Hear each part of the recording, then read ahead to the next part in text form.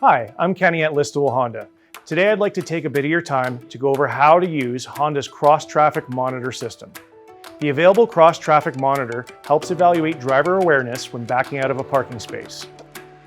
The system activates when the vehicle power is on, the cross-traffic monitor is turned on, the transmission is in reverse, and you're moving at 5 kilometers per hour or slower.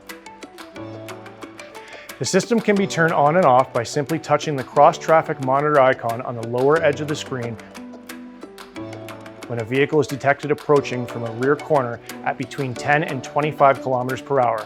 The system will alert you with an audible warning and an arrow icon in the rear view camera display. Note, the system won't detect or provide alerts about a vehicle when it's moving directly behind yours. The system may alert for pedestrians, bicycles, or stationary objects.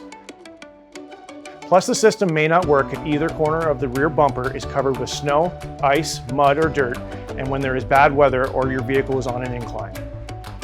For more details on this feature, see your owner's manual. And to learn more about other features offered on your Honda, give us a call or visit us online at listowelhonda.com.